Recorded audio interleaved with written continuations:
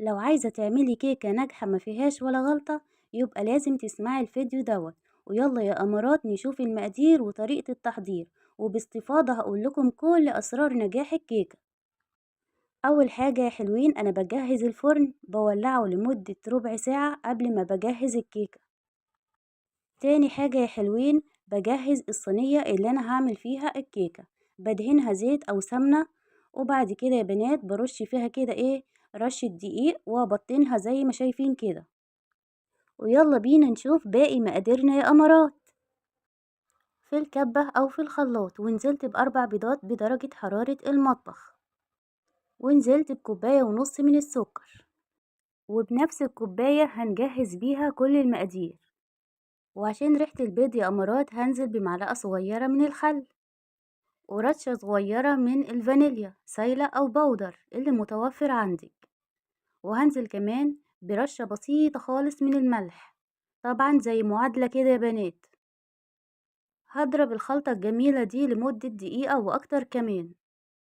وبعد ما ضربت السكر مع البيض في نفس الكب يا بنات على الخليط، وهنزل عليه بكوباية من الزبادي البلدي أو كوباية من اللبن الرايب، ونزلت عليهم كمان يا بنات بنفس الكوباية نصها زيت والنص التاني سمنة، وممكن تحط كل الكمية زيت، وبنفس الكوباية كوباية لبن بدرجة حرارة المطبخ.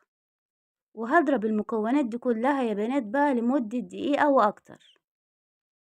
وفي طبق غويط يا أمارات ونزلت بتلات كوبايات اللي جهزنا بيها كل المقادير، 3 كوبايات دقيق منخولين كويس جدا يا بنات عشان الكيكة تطلع معاكي طرية وهشة. ونزلت كمان بمعلقة صغيرة مليانة هرميا كده من البيكنج باودر، وقلبي قلبي تقليبة كويسة جدا. وهنا يا بنات خطوة مهمة جدا جدا لازم تعرفوها، احنا كده جهزنا المادة الجافة وكمان جهزنا المادة السايلة. هنعمل ايه يا بنات؟ هنحط الاتنين على بعض وهنقلبهم تقليبة بسيطة كده في اتجاه واحد، واوعي تعجني كتير وتضيعي التخمير بتاع الكيكة علشان تطلع من الفرن القوام بتاعها مظبوط. حجم الصينية دوت يا أمارات 28 سنتي. هحط الكمية كلها كده في الصينية، بس هسيب 3 معالق وهخبط الصينية خبطتين كده عشان لو كان في هوا ولا حاجة يخرج تمام. في ال3 معالق دول بقى وهحط عليهم معلقة من الكاكاو ومعلقتين من اللبن، وهقلبهم تقليبة كويسة جدا كده مع بعضيهم. وفي الكوباية القمراية دي بقى وهلبسها كيس، وهبتدي أصب فيها الخلطة الجميلة الجبارة دي اللي هزوق بيها الكيكة. يلا بقى شوية حركات كده علشان نرضي كل الأطراف، نرسم ورد، نرسم قلوب، نرسم نجم، نعمل شوية خطوط كده، يعني أي حاجة نرسم خط ونمشي عليه، يعني بصوا أي حاجة انتوا حابينها ارسموها، كل واحد بقى وإبداعه تمام كده. وفكرة تانية برضو يا بنات ممكن تجيبي الكمية كلها تقسميها بالنص، ونص تعمليه كاكاو والنص التاني تسيبيه كده، وتعملي بقى الزواق برضو اللي يناسبك. يعني فيها افكار بصراحة كتير قوي وكلها اسهل من بعضيها. هدخلها الفرن بقى يا بنات، ومدة تسويتها في الفرن حوالي ربع ساعة لتلت ساعة، من ربع ساعة لتلت ساعة. ولو زادت في الفرن قوي يا بنات هتاخد معاكي 25 دقيقة تمام يا بنات، لكن مش اكتر من كده. هو انت بس تكوني مظبطة المقادير بتاعتك، وكمان مسخنة الفرن قبليها بربع ساعة، هتظبط معاكي وهتبقى في منتهى الجمال.